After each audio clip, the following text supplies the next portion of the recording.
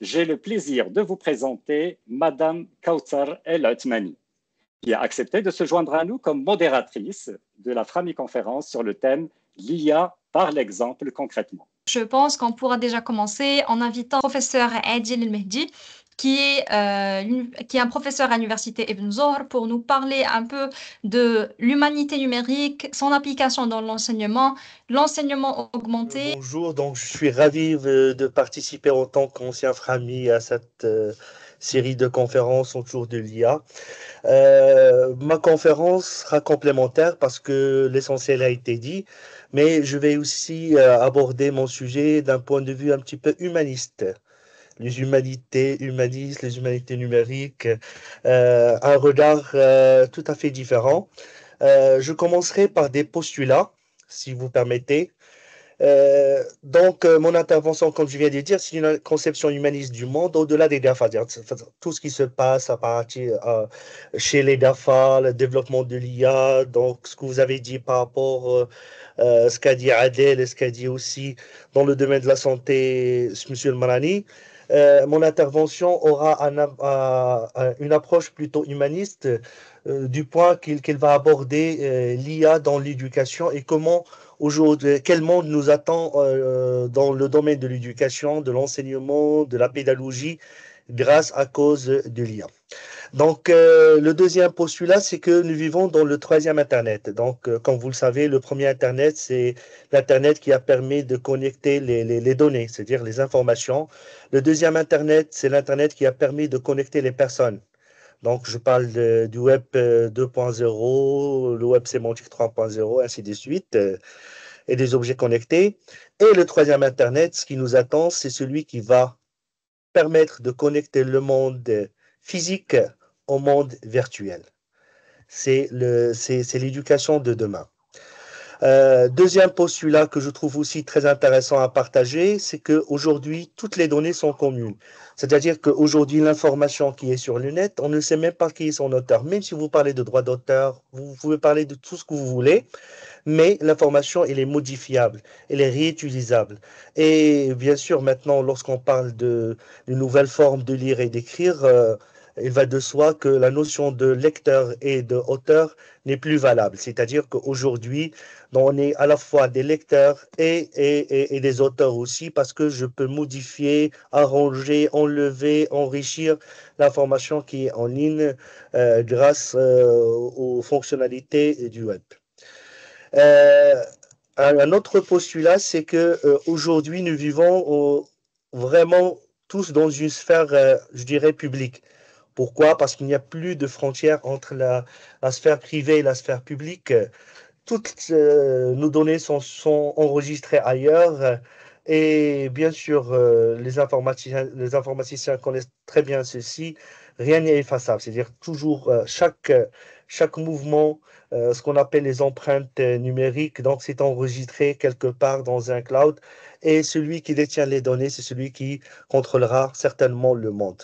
Et du coup, donc, avec nos smartphones, avec tout ce qu'on publie, avec nos données personnelles qui sont stockées, numérisées grâce à des applications, grâce à la numérisation de la e-gouvernement, tout ce qu'on a, ces données-là. Donc, on n'est plus dans une sphère privée, mais on est plus dans une sphère publique.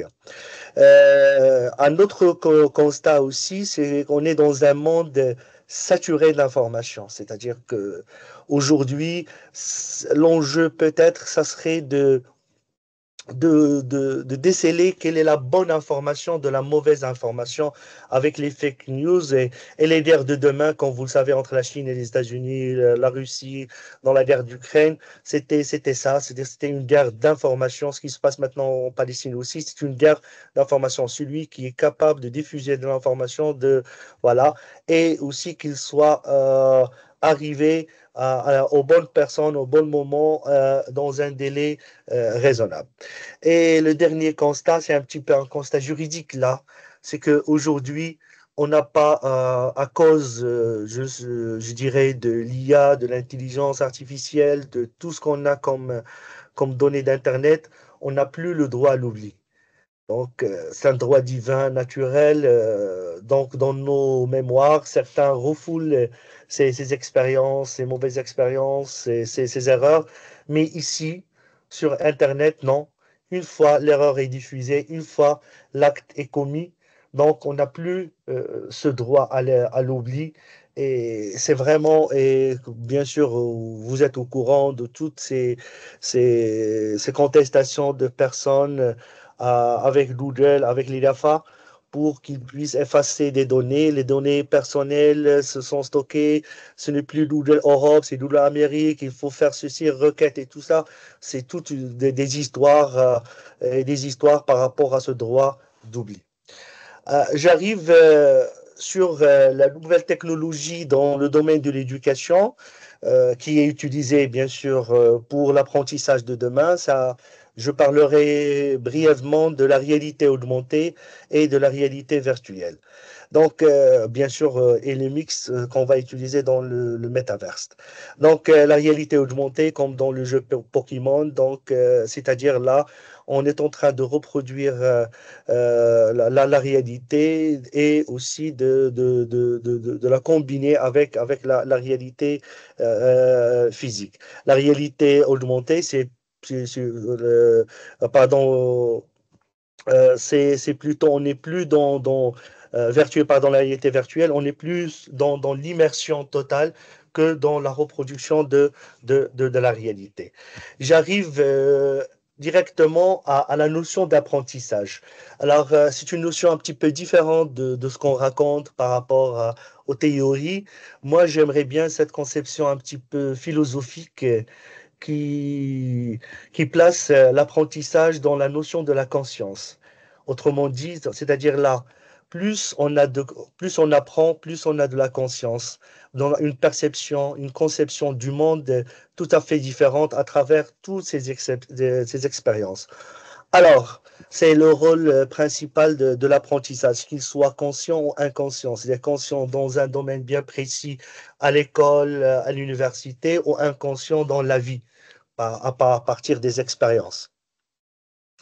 Et du coup, donc, l'IA, à travers aussi le métaverse, va faire une chose très simple, c'est l'accélération de la conscience.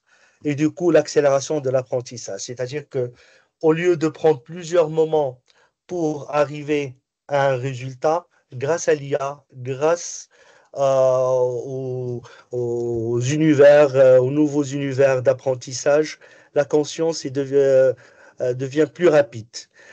D'où cette interaction homme-machine. Il faut que ça soit aussi revu dans son aspect un petit peu philosophique, qui dit que finalement, la décision, je rejoins les propos de Adel et du docteur Mélini, que la décision reste finalement humaine, c'est-à-dire malgré, c'est lui qui agit sur la machine lui envoie une perception du monde, mais la décision finale quand même reste une décision humaine. Donc, pour résumer, donc, tout ce qu'on est en train de faire sur le net, toutes nos actions, nos empreintes digitales nous invitent à revoir vraiment ce que nous partageons, ce que comment nous nous comportons et ce que la machine aussi comprend de nous. Et là, je vais évoquer les trois types d'identité. C'est l'identité déclarative, ce qu'on déclare sur le net, l'identité agissante, mon comportement sur une interface d'Internet, et aussi calculer, et c'est ça le plus important, c'est-à-dire grâce à l'intelligence artificielle, la machine, à travers des algorithmes, connaît plus de choses sur nous que nous-mêmes. Pourquoi? Parce que nous, on ne prend pas le temps de faire des arrêts.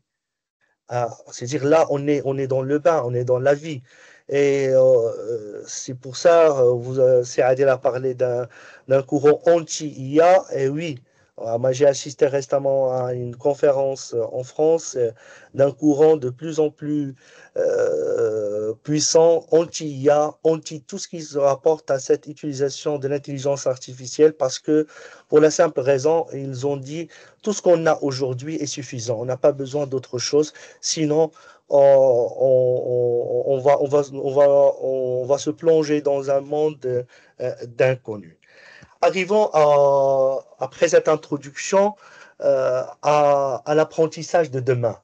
Donc, je commencerai par repenser l'éducation, c'est-à-dire aujourd'hui, l'éducation, il faut la repenser grâce à cette technologie, à cette intelligence artificielle de plus en plus présente.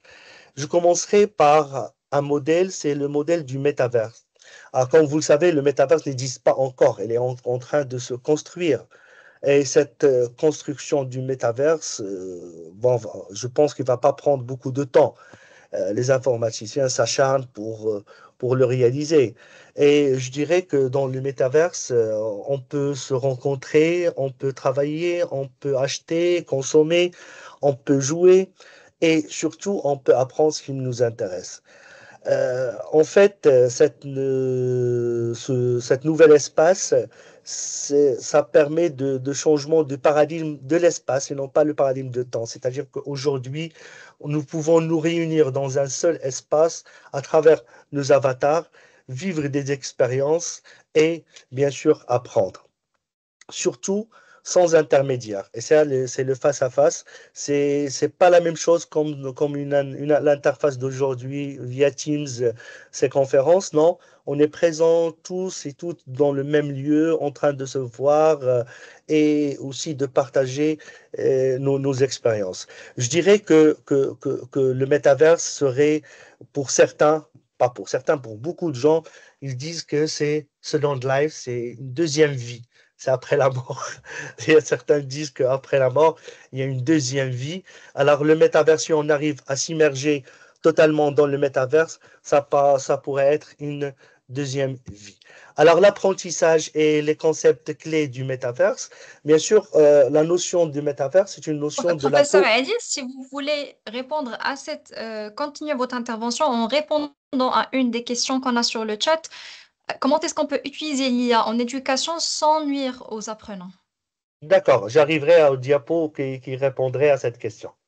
Donc, c'est juste dans deux diapos. D'accord, alors Les deux diapos, est-ce que ça peut être dans 5 minutes? Ah non. Alors, je répondrai maintenant à ces deux questions. Donc, je passe parce qu'il y a des choses intéressantes à dire ici. Bon, je vais dire ça, après je passerai à la réponse. Alors, je dirais que on est dans une logique, lorsqu'on veut apprendre demain, de la co-construction. C'est-à-dire qu'à travers des avatars, des polymorphes, c'est-à-dire qu'on peut modifier selon nos voilà, on est dans un concept de flou. Le concept de flou, c'est une euphorie qui nous permet normalement de nous détacher de toutes des contraintes de l'éducation actuelle dans un espace bien précis, un temps bien précis, vers un monde plus libre où on aura du gaming, c'est-à-dire un apprentissage qui est basé sur le jeu, sur le récit, et bien sûr à travers une adaptabilité, une référentialisation de tous les objets qui seront instaurés dans le métaverse.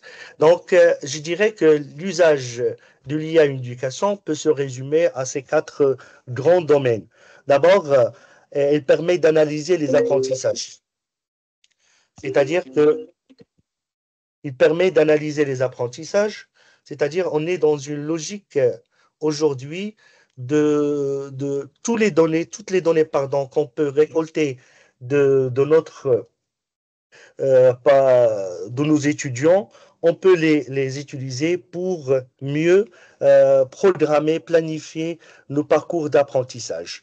Il permet aussi de faire une analyse prédictive, c'est-à-dire là, anticiper pour tout ce qui se rapporte aujourd'hui à la création de formations adéquates et surtout adaptatives et personnalisées. Et bien sûr, l'analyse systémique, c'est-à-dire ça permet de faire fédérer plusieurs facteurs, plusieurs éléments dans une logique d'analyse systémique loin de l'analyse analytique. Alors, je dirais aussi que les applications, pour répondre à ta question, d'abord, il permet aussi l'analyse des difficultés d'apprentissage. Donc, l'IA aujourd'hui, à travers le tracking, à travers tout ce qu'on a, sa collecte de données, il permet, à travers des algorithmes, d'identifier des difficultés par rapport à des moments bien précis. Et là, je donne l'exemple maintenant de l'apprentissage des langues. Les plateformes qui sont d'apprentissage de langue grâce à l'IA permettent de créer, d'identifier un profil de prérequis bien personnalisés, et à partir de ces prérequis, ils permettent de créer un parcours personnalisé pour l'apprentissage, par exemple, des langues. Aujourd'hui, par exemple, on passe à un test de positionnement, on met tout le monde sur le même point de départ. Et pour certains, c'est une perte de temps. Pour d'autres, non, c'est un petit peu difficile, malgré les tests de positionnement qu'on a. Donc, par contre, l'IA permet de créer ce qu'on appelle des apprentissages personnalisés. Et ça, c'est une avancée très intéressante dans le domaine de l'utilisation de l'IA. Bien sûr aussi par rapport à l'évaluation. Donc, comme vous le savez, la création de tests maintenant, avant, on voulait créer un test, ça va nous prendre 4, 5, 6 heures. Maintenant, c'est 3, 4, 5 minutes. Tu peux générer des questions grâce à l'IA, via Moodle, via d'autres outils. Alors, il suffit de faire le thème, il suffit de donner le document. Et voilà, donc c'est inséré, c'est automatisé, c'est autocorrigé, c'est extraordinaire. Alors, les chatbots, comme vous avez dit, donc ça, c'est un élément très important, la rétroaction. Ça permet aussi d'avoir un tutorat en ligne, d'avoir un accompagnement et d'aider aussi tous les étudiants d'une rétroaction instantanée, efficace à un moment bien déterminé. Et bien sûr, le soutien à l'apprentissage, c'est-à-dire que l'IA aujourd'hui permet de créer des plans de formation pour tout ce qui est approfondissement, mais pour tout ce qui est aussi soutien, comme je viens de dire, la planification et aussi faire des apprentissages selon le rythme de chacun de nous. Alors, je voudrais terminer par ceci, pour dire que l'apprentissage, ça serait certainement le travail de demain, parce que le professeur aujourd'hui n'est qu'un facilitateur. Et celui qui sera capable d'avoir les compétences d'apprendre et de s'auto-former, ça serait vraiment le métier, le métier de demain. Je terminerai par un petit texte, si vous permettez. Encore une minute, si vous avez. Voilà, je viens de faire un rêve à la fois cauchemardesque, mais paradisiaque. Dans ce rêve, je me suis retrouvé dans un futur pas si lointain où l'éducation avait été entièrement transformée par l'intelligence artificielle. Ce rêve me montrait un monde où l'apprentissage est devenu le métier de demain, façonné par des technologies avancées et où chaque instant d'apprentissage était teinté d'espoir et de crainte. Au début, j'étais émerveillé par ce que je voyais. Les écoles étaient devenues des temples de haute technologie où chaque étudiant, chaque élève avait accès à des expériences d'apprentissage personnalisées. Des tuteurs virtuels semblables à des anges gardiens guidaient chaque élève à travers des parcours éducatifs sur mesure, fournissant des retours en temps réel et adaptant les leçons aux besoins individuels. Imaginez des systèmes de tutorat intelligents qui offrent un soutien personnalisé, améliorent la motivation des étudiants grâce à la gamification et aident à surmonter les barrières traditionnelles entre l'école et la maison. C'était comme un rêve éveillé où chaque étudiant pouvait atteindre son plein potentiel. Mais bientôt, mon émerveillement a laissé place à une certaine inquiétude. J'ai vu des enseignants lutter pour trouver leur place dans ce nouveau monde numérique. Leur rôle avait évolué. Ils étaient maintenant des facilitateurs, des guides spirituels plutôt que des transmetteurs de savoir. Pour beaucoup, cette transition n'était pas facile et la formation nécessaire à une intégration efficace de l'IA faisait souvent défaut. J'ai ressenti leur frustration et leur peur de devenir obsolètes, mais aussi leur détermination à s'adapter, utilisant des outils d'analyse de suivi pour créer des parcours personnalisés et garantir une rétroaction systémique à grande échelle grâce à des chatbots. Dans ce rêve, j'ai aussi rencontré des étudiants. Certains étaient enthousiasmés par les nouvelles technologies.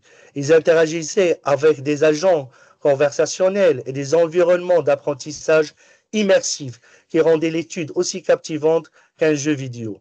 Je pouvais voir des étoiles dans leurs yeux, une soif de connaissance, mais d'autres semblaient isolés, perdant le lien social qui avait autrefois été au cœur de l'expérience scolaire. Je fais référence au lycée militaire.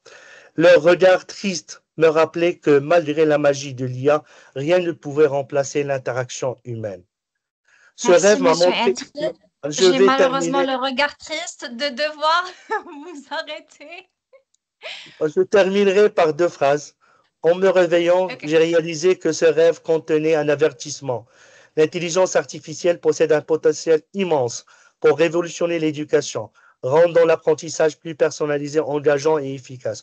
Cependant, pour que cette révolution soit bénéfique, il est crucial d'aborder les défis éthiques et de préparer les enseignants et les étudiants à ces nouvelles technologies. Merci.